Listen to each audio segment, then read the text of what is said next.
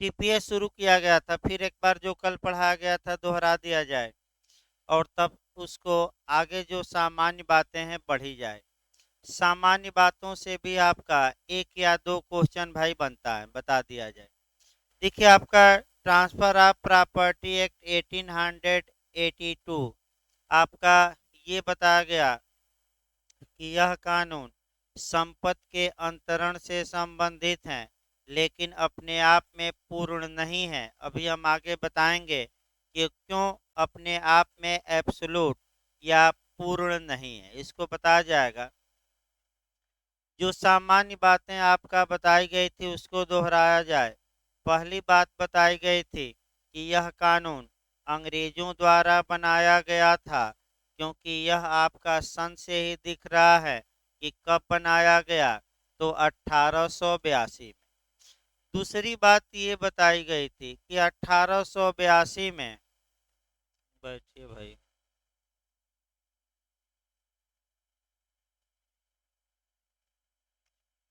1882 में कानून का निर्माण कैसे होता था, उसकी प्रक्रिया बताई गई कि आपका जो गवर्नर जनरल की परिषद होती थी वह विधेयक को पास करती थी, और गवर्नर जनरल या वायसराय द्वारा उस पर एसेंट या अनुमति प्रदान की जाती थी, और तब कानून बनता था। तो यहाँ आपका इस कानून को भी गवर्नर जनरल की परिषद ने पास किया, और गवर्नर जनरल ने 17 फरवरी 1982 ईस्वी को इस पर अपना हस्ताक्षर कर दिया। यानी कि यह विधेयक अब आपका अधिनियम बन गया, यानी कि बिल से किस में कन्वर्ट हो गया, एक्ट में। तो यही जो अनुमति प्रदान करने की डेट होती है, याद रखिए, यही डेट किसी भी कानून के निर्माण की तारीख होती है। और कल बताया गया था कि ये तारीख सदैव कहाँ दी जाती हैं, तो जब भी बैरेक खोलेंगे तो कहाँ दी जाती हैं, दाहिने बगल ऊपर लिखी जाती है। लगभग हर एक कानून में यही नियम रहेगा, लेकिन आपका संविधान एक ऐसा कानून है जहाँ की ये नियम फॉलो नहीं किया गया है, और प्रियम्बल में नीचे किस तारीख को संविधान का निर्माण हो गया, ये हमारी उद्देशिका में कहाँ दिया गया है, सबसे नीचे। तीसरा पॉइंट हम बताए थे कि आखिर अंग्रेजों द्वारा बनाए गए कानून को पढ़ने का कॉन्स्टिट्यूशनल बेस क्या है, तो वह एक अनुच्छेद याद रखिएगा, 372, यानी कि 372। कल बताया गया था 372 में क्या लिखा है, 372 में, कि 26 जनवरी 1950 के पहले जितने कानून बने हैं, अगर वे भारत में लागू थे तो इसके बाद भी लागू रहेंगे, जब तक कि सक्षम प्राधिकारी द्वारा या इसे क्या न कर दिया गया हो। रिपीट। तो क्या टीपीए को हमारी संसद ने या संविधान सभा ने निरसन या रिपील या समाप्त किया कि नहीं किया, तो चूंकि टीपीए को हमारी बैठिए भाई, हमारी संविधान सभा ने रिपील नहीं किया, हमारी संसद ने भी समाप्त नहीं किया, अतः ये कानून भारत में इन्फोर्स रहेगा, और हम पढ़ भी रहे हैं, इसमें कोई शक नहीं है। तो अगर कॉन्स्टिट्यूशनल बेस पूछे तो क्या मारेंगे, आर्टिकल 372। और दूसरा, अगला आपका किस तारीख को ये कानून प्रवर्तित हुआ, यानी कि किस तारीख को लागू हुआ, ये आपका हरियाणा जे में क्वेश्चन आया था। तो 1 जुलाई 1882, अब रट्टा मार कर जाइएगा, 1 जुलाई 1882 को यह कानून आपका इन्फोर्स किया गया, लागू किया गया। अब कहाँ लागू है कहाँ नहीं ये तो आगे बताया जाएगा, लेकिन याद रखिए कब से लागू हुआ, 1 जुलाई 1882। अब कुछ सामान्य बातें हम बताते हैं, उसके बाद से आपका कह सकते हैं सामान्य बातें ही अभी चलेगी, आज आपका बेयर कल से शुरू हो पाएगा। सामान्य बातों में अब एक एक करके देखिए। जो ट्रांसफर ऑफ प्रॉपर्टी एक्ट या संपत्ति संक्रमण अधिनियम या संपत्ति अंतरण अधिनियम जो है आपका, इसकी कुछ सामान्य बातें देखी जाती है। और सामान्य बातें देखिए कैसे आप पढ़ेंगे। सामान्य बातों में इसमें जो कुल अध्याय पहले जानिए, टोटल चैप्टर कितने हैं? 8। ये भी याद रखिए, आजकल ऐसे भी क्वेश्चन बन रहे हैं कि संपत्ति अंतरण अधिनियम में कुल कितने अध्याय हैं, तो रट कर जाइएगा 8। और सेक्शन कितने हैं, दफाएं कितनी हैं, धाराएं कितनी हैं, तो 137 है। याद रखिएगा इसको रट्टा, क्योंकि ऐसा क्वेश्चन आजकल पूछ रहा है और बिहार जे में भी पूछा गया, एविडेंस में जाकर पूछा गया कि भारतीय साक्ष्य अधिनियम में आपका कितने भाग हैं, कितने अध्याय हैं और कितनी धाराएं हैं। तो आपका भारतीय साक्ष्य अधिनियम में कुल आपका 3 भाग है, 11 अध्याय है और 100 आपका 67 धाराएं। ये बिहार जे में बना, तो ऐसा मॉडल भी हो सकता है यूपी में भी बन जाए, ये इसमें शक नहीं है। तो अध्याय भी याद रखना है और क्या, सेक्शन। इसके बाद आपका निर्माण की तिथि तो बता ही दिया गया, अभी किस तारीख को निर्माण हुआ, रटिए 17 फरवरी 1882। और लागू किस तारीख को हुआ, 1 जुलाई 1882। अब एक्ट नंबर पर आया जाए, कम ही पूछा जाता है एक्ट नंबर। एक्ट नंबर आपका इसका है 4। अब पहले एक्ट नंबर समझिए।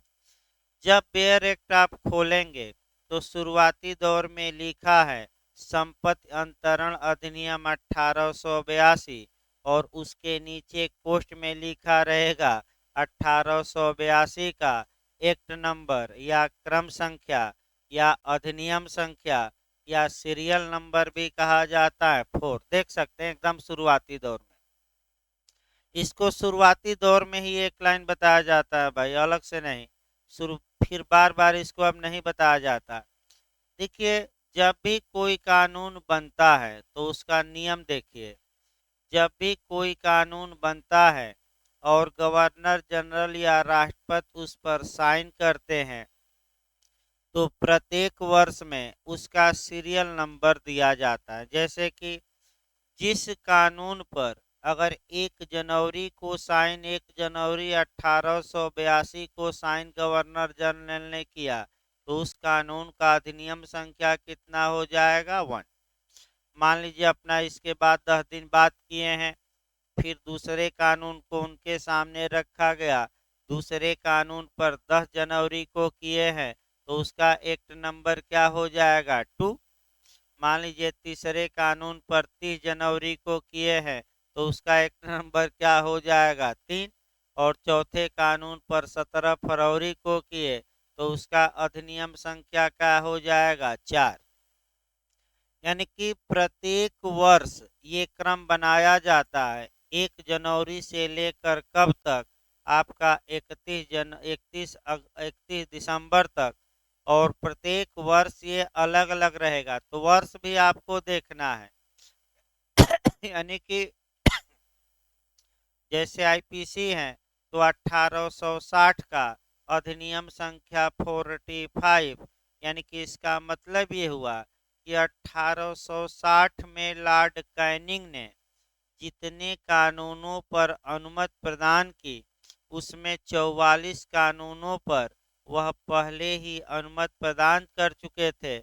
और आईपीसी चौथा कानून था जिस पर अनुमति प्रदान किए, 45वां। मैंने उसी सन में, किस सन में, 61 में नहीं बल्कि 1860।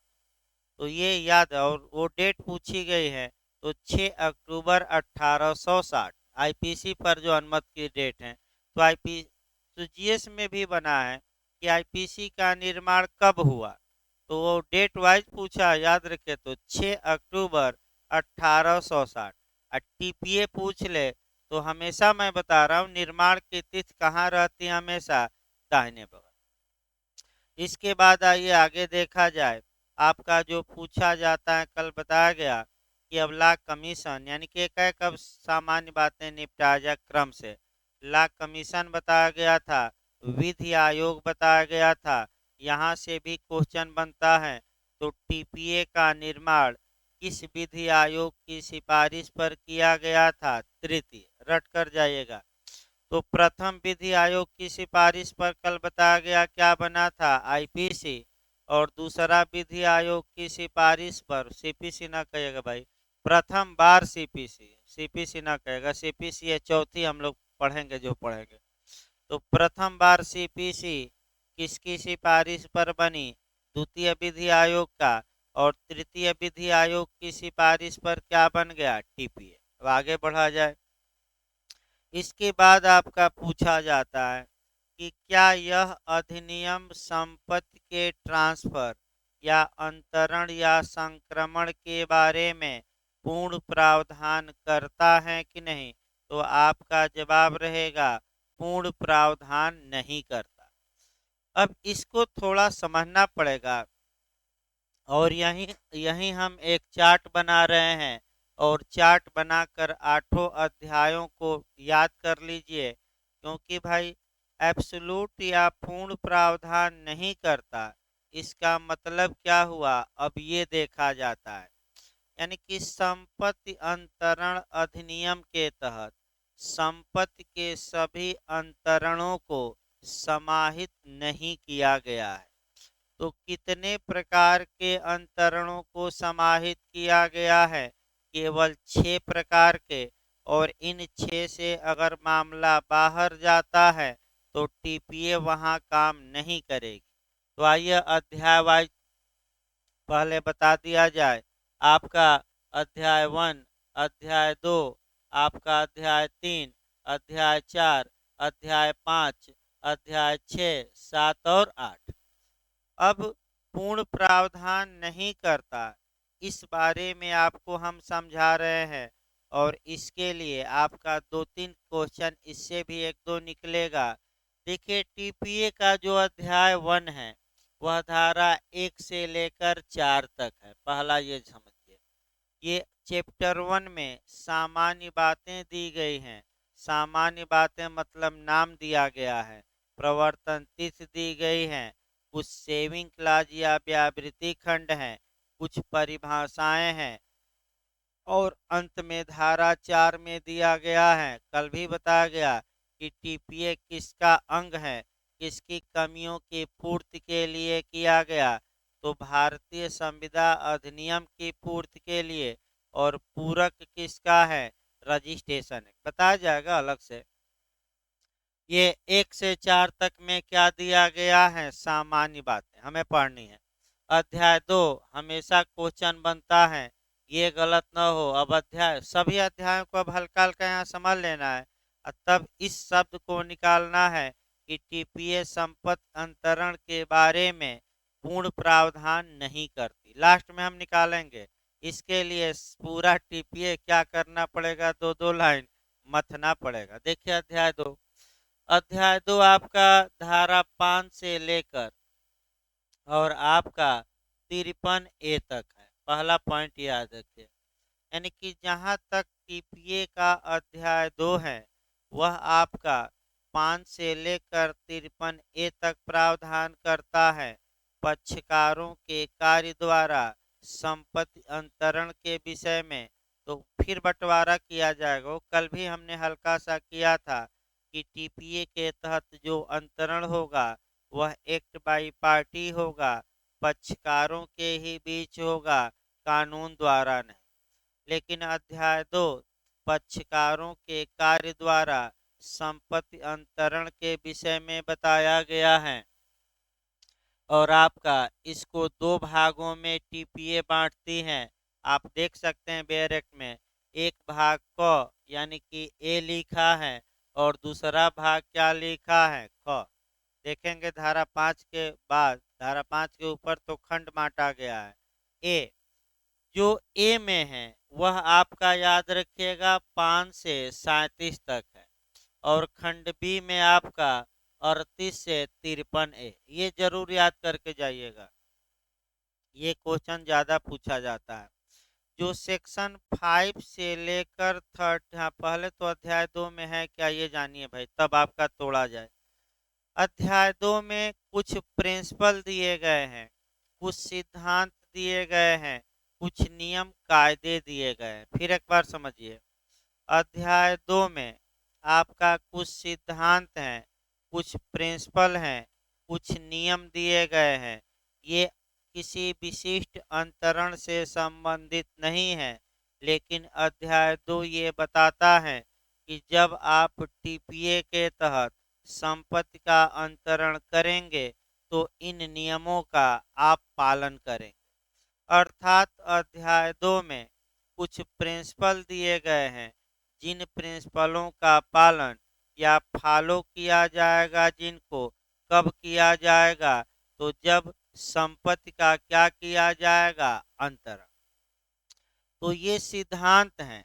अब इन सिद्धांतों को कब अप्लाई किया जाएगा, तो अध्याय 2 से नहीं 3 से, हम बताएंगे अध्याय 3। यानी कि अध्याय 3 से लेकर 8 तक में जो 6 प्रकार के विशिष्ट अंतरण दिए गए हैं, उन अंतरणों को करते समय धारा 5 से लेकर 53A के नियमों का क्या करना होगा, पालन। जैसे कि अब सीपीसी में आइए, थोड़ा कोरिलेट करिए पहले। आपका जैसे कि आपका संविधान और राज्य व्यवस्था, यानी कि आपका कॉन्स्टिट्यूशन और पॉलिटी को थोड़ा कोरिलेट करके यहाँ समझिए, और सीपीसी में सेक्शन और आदेश को कोरिलेट करके मैं 2 उदाहरण आपको बताता हूँ, और तब फिर बैक होंगे 5 से 53A। जैसे कि आप लोगों को पढ़ाया भी गया है शुरुआती दौर में कि जो कॉन्स्टिट्यूशन है वह प्रिंसिपल है, यानी कि उसमें क्या दिए गए हैं, सिद्धांत। और जो पॉलिटी या राज्य व्यवस्था होती है उसका कंडक्ट है, कंडक्ट यानी कि व्यवहारिक रूप है। तो फिर वहीं समझिए कि धारा 5 से लेकर 53A तक में कुछ प्रिंसिपल या सिद्धांत है, और इसका कंडक्ट में, व्यवहार में कब अप्लाई होगा, जब 54 से लेकर 137 धारा तक संपत्ति का क्या किया जाएगा, ट्रांसफर। यानी कि इसी प्रकार आप सीपीसी में भी जोड़ सकते हैं कि सीपीसी की धारा 1 से लेकर 58 तक सिविल मामलों के प्रिंसिपल हैं, और जब आप आदेश में जाएंगे तो जो आदेश में नियम पढ़ेंगे, वे नियम मुख्य रूप से इन सिद्धांतों को कैसे अप्लाई किया जाए ये बताते हैं। यानी कि सीपीसी में आपका धाराएं प्रिंसिपल हैं, तो जो रूल होगा वह उसका कंडक्ट है, यानी कि व्यवहार है। तो फिर बैक हो जाइए, 5 से लेकर 53A तक सिद्धांत दिए गए हैं, और ये सिद्धांत ही महत्वपूर्ण है, आधा क्वेश्चन तो इधर से ही आ जाते हैं। इन सिद्धांतों को लागू किया जाएगा कब, जब धारा 54 से लेकर कहाँ तक यूज किया जाएगा, 107। ये जो सिद्धांत हैं ये 2 भागों में बांटे गए हैं। पहला आपका कौन सा भाग है, 5 से 37, और दूसरा भाग कहाँ से कहाँ तक है, 38 से लेकर कहाँ तक, 53। अब इसको समझिए, जो धारा 5 से लेकर, ये खूब क्वेश्चन बनता है, आप जाकर देखिए 10 बार रिपीट ये क्वेश्चन प्री में किया गया है, किसी भी हाल में गलत ना हो, रिपीट करे। 5 से लेकर जो 37 तक धाराएं हैं, ये मूवेबल और इमूवेबल, यानी कि चल और अचल, यानी कि जंगम और अस्थावर दोनों संपत्तियों के अंतरण के मामले में लागू होगी। अर्थात इसका मतलब कि 5 से 37 तक के नियम चल और अचल दोनों संपत्तियों के ट्रांसफर के मामले में लागू होंगे। यानी कि ये सिद्धांत चाहे चल संपत्ति का अंतरण हो या अचल का हो, दोनों मामलों में क्या होंगे, लागू। और जबकि धारा 38 से लेकर और 53A में जो प्रिंसिपल दिए गए हैं, ये केवल और केवल इमूवेबल प्रॉपर्टी यानी कि अचल या अस्थावर संपत्ति के अंतरण में ही लागू होंगे। तो देखिए क्वेश्चन कैसे यूपीजे बनाया है भाई। आपका क्वेश्चन देखिए, अब धारा 35 के नियम लागू होते हैं चल संपत्ति के अंतरण में, अचल संपत्ति के अंतरण में, दोनों में, इनमें से कोई नहीं। तो आपको अब बंटवारा कर लेना है दिमाग में कि अगर धारा कोई दिया रहे और कहाँ से कहाँ उल्लेख रहे, 5 से 37 के बीच में आती है, 37 तक, तो वह चल अचल क्या मारेंगे, दोनों। अब क्वेश्चन ये बना है कि लिस्पेंडेंस यानी कि धारा 52 का सिद्धांत लागू होता है चल संपत्ति के अंतरण में, अचल के दोनों के, इनमें से कोई नहीं। तो बताइए केवल किस में लागू होगा। तो धारा 52 तुरंत पकड़ना है कि किस में है, 38 से लेकर किस में, और ये सिद्धांत केवल किस संपत्ति के अंतरण में हमने बताया। अच्छा, अगर दे दे कि धारा 41 का सिद्धांत लागू होता है, तो बताइए तो किस में, चल के अचल की, दोनों। अचल। धारा 43, 48, 51, तो बस अब देखना नहीं है, 38 से लेकर 53 एक के बीच में जितनी धाराएं आए, ये क्वेश्चन 2-3 बार आया है, गलत ना हो तो क्या मारेंगे, चल अचल दोनों नहीं, बल्कि केवल क्या, अचल। अब आगे बढ़िए भाई। अब अगला जो हमें देखना है आपका, चूंकि हम पूर्ण नहीं है अपने आप में, उसको बताते समय 8वां अध्याय बता दे रहे हैं ताकि भविष्य में न बताना पड़े। तो अध्याय 3 देखा जाए। अध्याय जहां तक चैप्टर 3 की बात है, अध्याय 3 आपका सेल से संबंधित है। अभी मेंस में बिहार में पूछा गया था भाई, विक्रय और विक्रय का करार में अंतर बताइए, तो पूछा भी गया था, बताया जाएगा। इसमें सेल दिया गया है यानी कि किसके बारे में प्रावधान है, विक्रय के, और कहां से कहां तक है, 54 से लेकर कहां तक, 57। भाई रटते रहिए। तो अध्याय 3 में किसका प्रावधान है, आजकल ये पूछ रहा अध्याय भाई, विक्रय का। किस धारा से किस धारा तक दिया भी है, 54 से लेकर कहां तक, 57। रटते रहिए। अब आगे इसमें देखा जाए। देखिए विक्रय या तो चल संपत्ति का हो सकता है या अचल का। याद रखिएगा किसका हो सकता है, जैसे कि गाड़ी का विक्रय कर दिए, घड़ी का विक्रय कर दीजिए, फ्रिज का कर दीजिए, टीवी का कर दीजिए इत्यादि। ये कैसी संपत्तियां हैं, चल। और मकान का करिए, जमीन का करिए, ये कैसी संपत्तियां हैं, अचल। अब दिमाग में ये बैठाना है कि आखिर जो टीपीए का अध्याय 3 है, ये चल संपत्ति के विक्रय में लागू होगा कि अचल संपत्ति के, कि दोनों के। तो दोनों न मारिएगा। ये जो विक्रय लागू होगा केवल किस संपत्ति के बारे में, केवल अचल। यानी कि मकान, जमीन इत्यादि बेचिए तब ये नियम लागू होंगे, और अगर आपका फ्रिज, टीवी और बाइक, वाहन बेच रहे हैं तब नहीं। तो तुरंत आपके दिमाग में एक कौंधना चाहिए कि भाई सर बता रहे हैं कि ये तो चैप्टर केवल अचल संपत्ति में लागू होगा, तो आखिर चल संपत्ति का सेल किया जाए, विक्रय किया जाए, बेचा जाए तो क्या होगा, क्या इसके लिए भी कोई कानून बना है कि नहीं, बना है। माल विक्रय अधिनियम 1930, सेल ऑफ गुड्स एक्ट 1930। यानी कि एक और कानून बिहार के लिए पढ़ना पड़ेगा, जो इस बार बहुत अच्छा क्वेश्चन बना था।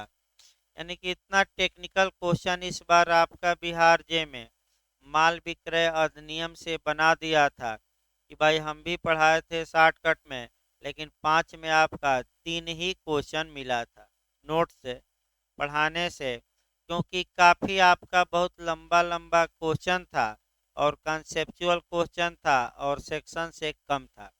तो मेन आप ये प्रयास करिए भविष्य के लिए कि मान के चलिए कि अब सेक्शन से कम क्वेश्चन बनेगा और कंसेप्चुअल क्वेश्चन ज़्यादा।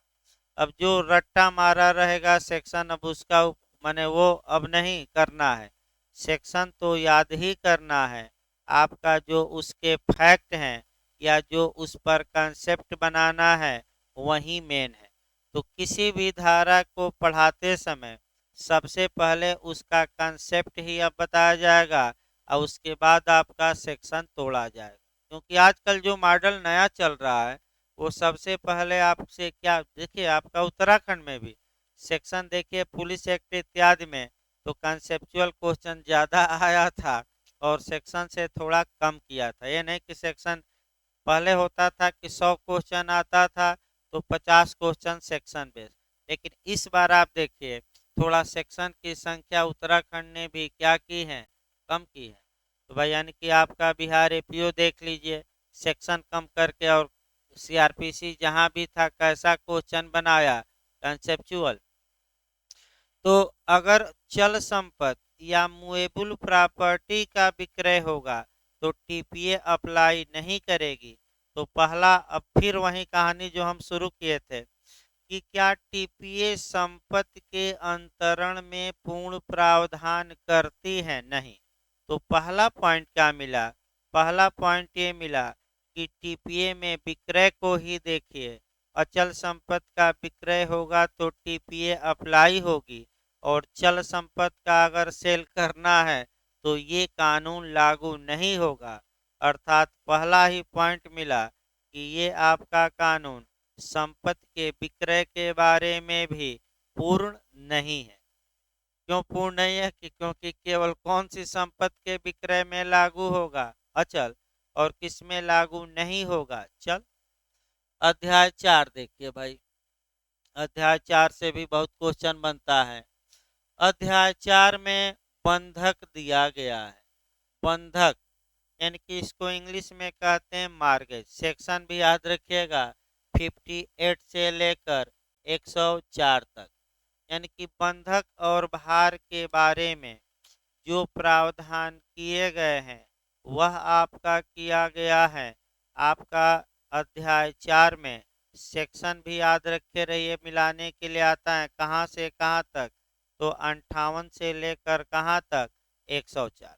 अब आइए आपका बंधक पहले देखा जाए, एक उदाहरण देखा जाए और यहाँ भी हम दिखाएंगे कि टीपीए आपका इस मामले में भी एब्सोल्यूट प्रावधान नहीं करती। देखिए आपका बंधक होता क्या है, आपका एक लाइन में पहले समझिए और इसी को गिरवी भी हमें दिखाना है, प्लीज जिसे कहा जाता है। देखिए भाई, ए के पास ये मकान है और ए के पास पैसा नहीं है, यानी कि आपका पुरानी कोठी है लेकिन भूखे क्या कर रहा है, मर रहा है। वही कहा जाता है ना कि हवेली बड़ी है लेकिन खाने के क्या पड़े हैं, लाले। क्यों लाले पड़े हैं, क्योंकि बाप दादा की संपत्ति और बेटवा और पोते एक साथ बैठकर दो बूंद लेते थे और दो बूंद लेते लेते क्या करे, पूरी मने आपका जो मेज कुर्सी बर्तन था सब बेच दिए और बेच के कितना बूंद लेते थे, तो भाई एक बूंद तो नहीं लेते थे, पूरा बोतल ही ले लेते होंगे, तभी तो इतना बेचे हैं। और ऐसे लोग खुद भी नहीं पीते, दो चार लोगों को बुलाकर क्या करते हैं, पिलाते हैं।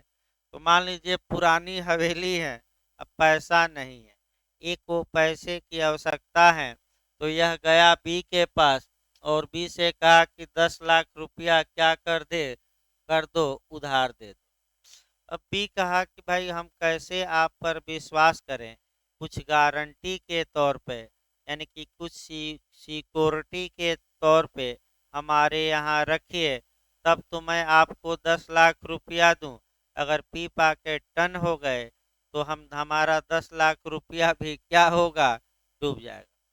तो ए ने कहा कि ये जो हमारा मकान है, इस मकान को गारंटी के तौर पर आपके पास रखता हूँ और अगर मैं ये 10 लाख ब्याज सहित नहीं लौटाऊंगा तो आप इस मकान को बेच दीजिएगा और बेचकर अपना पैसा क्या करिएगा, ले लीजिएगा। तो ए ने, अब बताइए, स्वामित्व दे दिया बी को कि केवल हित दिया, हित, क्योंकि स्वामी ए हैं। बस बी को कहा है कि अगर हम पैसा न दें तो आप क्या करिएगा, मकान बेचकर अपना वसूल लीजिए। तो बी ने ए को कितना पैसा दे दिया, 10 लाख। अब इसमें नाम मैं हल्का सा बताया था, अब थोड़ा डिटेल में नाम जान लीजिए। जो व्यक्ति हित का अंतरण करता है, हाँ अब बताइए, इसमें आपका देखना है कि ये जो बंधक, यही समव्यवहार बंधक कहलाएगा, लेकिन नाम पहले देखा जाए। जो व्यक्ति हित का अंतरण करता है, ट्रांसफर या संक्रमण करता है, उसको मार्गेजर या बंधक करता कहेंगे। और जिसके फेवर में किया गया है मार्गेजी या बंधकदार हो गया। बंधक संपत्ति कौन हो गई, ये मकान हो गया। बंधक धन कौन हो गया, कितना लाख, 10 लाख रुपया। और ये पूरा संव्यवहार क्या कहलाएगा, एक लाइन में बंधक। और जिस कागज पत्थर पर क्या होगा, ये सब बातें लिखी जाएंगी, उसे क्या कहा जाएगा, बंधक विलेख या मार्गेज डीड। अब आइए, तो अब ये मार्गेज हैं, ये कहाँ से गवर्न होगा, तो टीपीए के अध्याय 4 से। और सेक्शन याद रखिए बंधक और भार के बारे में, 58 से लेकर कहाँ तक, आपका 104। इसमें जो आप पढ़ेंगे अध्याय 4 में, तो जो ये इक्विटी आप पढ़ रहे हैं, ये इक्विटी के सारे सिद्धांत इसमें मिलेंगे। यानी कि साम्य के जो भी सिद्धांत आपके हैं, ये इसमें बहुत अच्छे से मिलेंगे। और ये अच्छी बात है कि टीपीए भी आप पढ़ रहे हैं, इक्विटी भी। तो साम्या में ज़्यादातर किसके प्रावधान हम पढ़ाएंगे, टीपीए के। क्योंकि टीपीए का निर्माण हम कल बताए थे कि इंग्लैंड के साम्य न्यायालयों ने जो फैसला दिया था, उसी फैसले को हूबहू कहाँ ज़्यादातर रखा गया है, टीपीए में। अर्थात टीपीए किस पर आधारित है, मुख्य रूप से साम्य पर। और साम्य पर आधारित होने के कारण आपका विश्व के ज़्यादातर देशों में लागू है। तुरंत एक क्वेश्चन यहाँ भी कवर कर लिया जाए, याद आ गया है। तो भारत के किस पड़ोसी देश में टीपीए लागू नहीं है, तो ये पूछा गया था उत्तराखंड में, नेपाल। यानी कि नेपाल के अलावा पाकिस्तान, बांग्लादेश, जितने भी हैं, अफगानिस्तान, तमाम देशों में, इंडोनेशिया से लेकर तमाम देशों में ये सिद्धांत लागू हैं। क्यों लागू हैं, क्योंकि ये सिद्धांत इक्विटी पर आधारित हैं, न्याय पर आधारित हैं, शुद्ध अंतःकरण पर आधारित हैं। ये किसकी उत्पत्ति है, साम्या की। और साम्या के नियम तो विश्वव्यापी हैं, एक जगह बांधे नहीं जा सकते। आगे देखिए, अब ये आपका रहा मार्गेज। अब आइए, मान लीजिए ए के पास मकान नहीं है, थोड़ा अलग आइए। ए के पास मकान नहीं है, मान लीजिए ए की आपका सगाई हुई थी, और सगाई में रिंग सेरेमनी हुई, और एक ए क्या पाया था, रिंग पाया था। यानी कि आपका हीरे की अंगूठी, थोड़ा दाम बढ़वा दिया जाए भाई, क्योंकि हीरे की अंगूठी पाया था। अब ए के बाप तो पूरा दहेज की रकम ले लिए, और ए के पास पैसा ही नहीं है। और ए चाहता है कि हमारे पास पैसा हो, और लेकिन उसके पास आपका किसकी अंगूठी है, हीरे की। तो अब वो गया बी के पास, सुनार मान लीजिए बी है, और कहा कि हमें पैसा दो। सुनार ने कहा कि कुछ गारंटी के तौर पर रखो। तो ए ने क्या किया कि अपनी अंगूठी सुनार के पास रख दिया गारंटी के तौर पे, और मान लीजिए कि 1 लाख रुपया उधार लिया। तो अब बताइए, ये जो संपत्ति श्योरिटी या प्रतिभू या गारंटी या के तौर पर रखी गई है, वह संपत्ति जो अंगूठी है, वह चल है कि अचल, चल। तो वही समव्यवहार अगर चल संपत्ति के प्रति हो, तो उसे प्लीज या गिरवी कहा जाएगा। और वही समव्यवहार किसके प्रति हो, अचल के प्रति, तब उसे बंधक कहा जाएगा। याद रखिए, संपत्ति का हेर फेर है। अगर अंगूठी रख के पैसा ले लिया तो गिरवी, और संपत्ति या भूमि या मकान रख के ले लिया तो बंधक। तो अब टीपीए कब लागू होगी, तो टीपीए केवल और केवल बंधक में लागू होगी। और जो ये गिरवी का प्रावधान है, इसमें टीपीए लागू नहीं होगी। तो क्या संपत्ति अंतरण के मामले में टीपीए पूर्ण हुई? नहीं, यहाँ भी पूर्ण नहीं है। क्यों? क्योंकि बंधक में तो लागू होती है, गिरवी में लागू नहीं होती। तो गिरवी में कौन से कानून लागू होंगे? तो भारतीय संविदा अधिनियम 1872 की धारा 148 से लेकर 181, याद रखिए कहाँ से कहाँ तक, 148 से लेकर 181 तक में।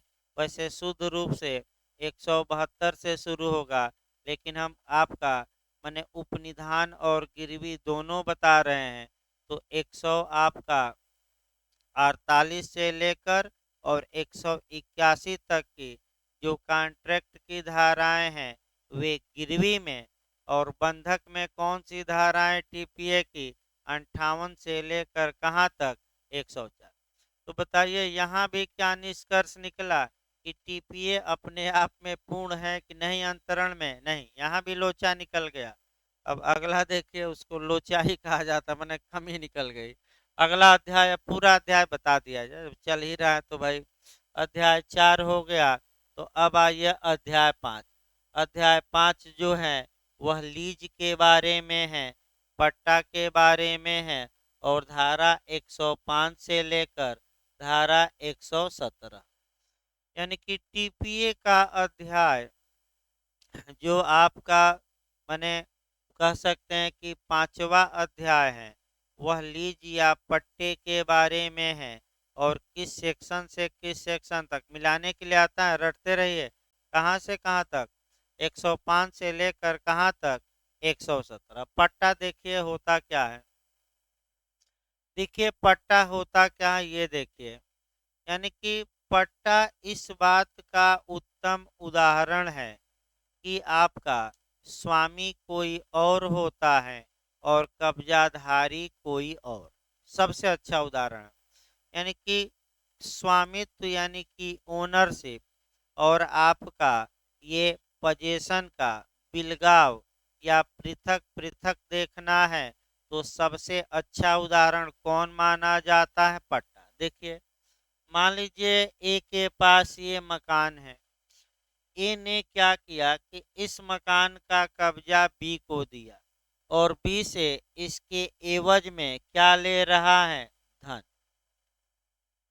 भाई आपका यानी कि अचल पट्टा केवल अचल संपत्ति का होगा।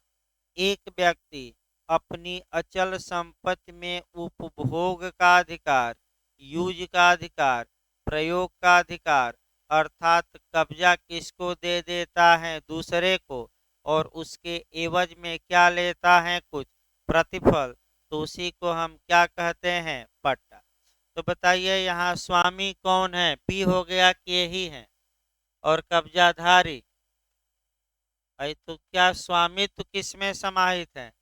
और कब्जा, तो जब कब्जा भी लिया है तो फ्री में लिया है कि कुछ दे रहा है इसके बदले? दे रहा है तो क्या देगा? प्रतिफल। प्रतिफल मैंने मूल्य। अब मूल्य कैसे देगा वो तो आगे बताया जाएगा आपका अभी। तो आइए ये पट्टा हो गया 5वां अध्याय। 6वां अध्याय देखा जाए, जो 6वां अध्याय एक्सचेंज है, यानी कि विनिमय है। एक क्वेश्चन यहाँ से ही बन रहा है, 118 से लेकर 121 तक धन का विनिमय इत्यादि पूछा जाता है, बताया जाएगा, सेक्शन भी बन रहा है। तो विनिमय चल और अचल दोनों संपत्तियों का हो सकता है। विनिमय का मतलब अदला बदली, यानी कि आपका अदला बदली पुराने जमाने में, प्राचीन काल में आपका विनिमय ही चलता था, विक्रय नहीं, क्योंकि धन तो था नहीं। तो लो एक आदमी मान लीजिए चावल उत्पन्न किया, दूसरा आदमी गेहूं उत्पन्न किया, तो गेहूं वाले ने अपना गेहूं चावल वाले को दिया, और चावल वाले से उसका चावल ले लिया, यानी कि अदला बदली सामान की क्या कहलाएगा? विनिमय। तो ये कहाँ से गवर्न होगा? अध्याय 6 से। अब चल संपत्ति का विनिमय की अचल की दोनों दोनों मार कर आइए, किसका? बाटर सिस्टम कहा जाता था। इसके बाद अध्याय 7 आ जाए। अध्याय 7 में गिफ्ट या हिबा या दान के बारे में प्रावधान है।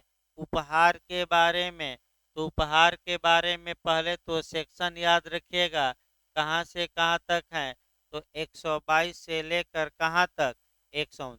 तो दान किस संपत्ति का होगा, चल की अचल की, दोनों दोनों। दान की मुख्य विशेषता ये है कि दान में मूल्य नहीं लिया जाता, यानी कि फ्री का चंदन अघास रघुनंदन।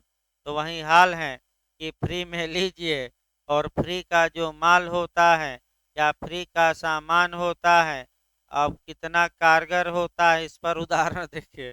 तो बताइए दान किस चैप्टर में है, पहले चैप्टर भी याद रखिए। अब साथ में किस धारा से किस धारा तक, 122 से लेकर कहाँ तक, चल की अचल की, दोनों। तो आगे बताया जाएगा दान कैसे किया जाएगा कैसे नहीं, आपका वो तो डिटेल की बात है। दान में भी आपका एक कमी रहती है।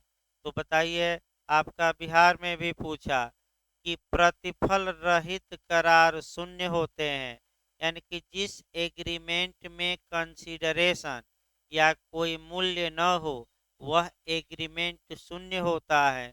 वह अनुबंध या करार या समझौता शून्य होता है। ये कॉन्ट्रैक्ट की धारा 25 में है। लेकिन दान इसका अपवाद है, जो प्रतिफल के बिना भी क्या होता है, वैध। दान में जैसे कि मान लीजिए ए ने अपना मोबाइल बी को दिया और बी से इसके बदले कुछ नहीं लिया, तो ये क्या माना जाएगा, दान।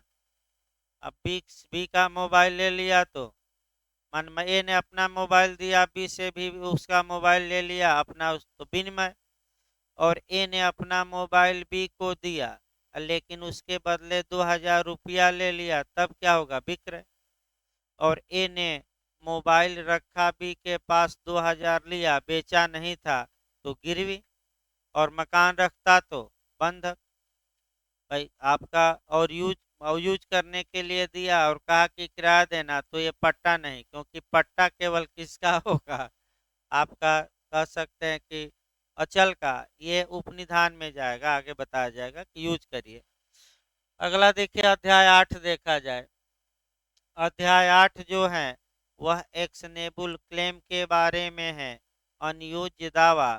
एक्शनेबल क्लेम का धारा भाई बता दिया जाए पहले। धारा 130 से लेकर 137 एक क्वेश्चन आपका बनता है। आपका इक्विटी में भी इन सेक्शनों से कुछ सेक्शन हम बताएंगे जो आपका सिद्धांतों में समाहित है। लेकिन फिर एक बार देखिए, एक्शनेबल क्लेम का मतलब हुआ अनियोज्य दावा। एक्शनेबल मतलब हुआ कि जिसके लिए एक्शन लिया जा सके, जिसके लिए कार्यवाही की जा सके। और क्लेम मतलब दावा, यानी कि सामान्य अर्थ में ये हुआ कि ऐसा दावा जिसके लिए हम मुकदमा दायर कर सकते हैं, क्लेम कर सकते हैं। तो लेकिन जो परिभाषा होगी वह दायरा थोड़ा सीमित करेगी। तो एक एक्शनेबल क्लेम देखिए, अनियोज्य दावा, यानी कि जिसके लिए आप क्या कर सकते हैं, कार्रवाई। भाई डिटेल में तो बताना संभव नहीं है, जब डिटेल में चलेगा तब। लेकिन एक उदाहरण से कम हर एक चीज आप समझिए तो हल्का हल्का, ताकि आगे बताया जाए तो दिमाग में ये बैठा रहे। देखिए ध्यान से भाई, ए बी को 500 रुपया दिया है, ध्यान में समझिए। ए कितना दिया है, तो बताइए क्या ए न्यायालय में मुकदमा करके दावा करके बी से 500 रुपया वसूलने का हकदार है कि नहीं है। तो इसी को हम क्या कहेंगे, एक्शनेबल क्लेम, यानी कि ऐसा दावा जिसके लिए ए किसके खिलाफ मुकदमा कर दे, बी के। अब इसी एक्शनेबल क्लेम को ट्रांसफर करना है, तो आ जाइए। ए ने क्या किया कि ये 500 रुपया किसको ट्रांसफर कर दिया, सी को। और सी को अधिकार दे दिया कि हे सी, हम अब नहीं जाएंगे, तुम जाकर ये 500 रुपया किससे वसूलो, बी से। तो ए ने एक्शनेबल क्लेम का क्या किया, संक्रमण या अंतरण किसको कर दिया, सी को। अब कौन जाकर बी से वसूलेगा, तो इसी को तो हम क्या कहते हैं एक लाइन में, एक्शनेबल क्लेम। अब देखिए कितना आसान हो गया, नाम पर ना जाइएगा, नाम थोड़ा कठिन है लेकिन काम इसका क्या है, आसान है। एक क्वेश्चन ये भी बनता है कि कौन एक्शनेबल क्लेम है और कौन नहीं है, तो बताया जाएगा। इस प्रकार आपका बताने का मतलब लास्ट लाइन ये रहा कि जहां तक संपत्ति अंतरण के बारे में प्रावधान है, संपत्ति अंतरण अधिनियम संपत्ति के अंतरणों के मामले में पूर्ण प्रावधान नहीं करती। अध्याय 3 से लेकर 8 तक में केवल 6 प्रकार के विशिष्ट अंतरण दिए गए हैं। उसमें भी झांप फंस जा रहा है कि कुछ अंतरण तो केवल अचल संपत्ति के बारे में है, जबकि कुछ अंतरण चल अचल दोनों। अर्थात इसका मतलब हुआ कि टीपीए अंतरण के मामले में पूर्ण नहीं। यही शब्द हम उठाए थे और इसी को बताते हुए सभी अध्यायों को हम क्या किए, बताए। तो भाई थोड़ा 10 मिनट ब्रेक रहेगा, तब आपका संविधान चलेगा। आज लेक्चर चलेगा भाई संविधान का संशोधन, मूल अधिकारों में संशोधन, यानी कि आज जो चलेगा संशोधन पर कम से कम 3 लेक्चर लग जाएगा, 2 या 3। तो आज आपका काफ़ी अच्छा चैप्टर चलेगा और ये चैप्टर किसी भी हाल में भाई मिस ना करिए। पूरे संविधान का कॉन्सेप्ट बनाया जाता है, उसके बाद आपका एक एक बातें चलेंगी। तो देश का लिखवा जाएगा अभी 2-3 दिन बाद, भाई आपका लिखवा गया ज़्यादा, एक दिन लिखवा जाएगा अभी संविधान में शुक्रवार को। इधर आपका 2-3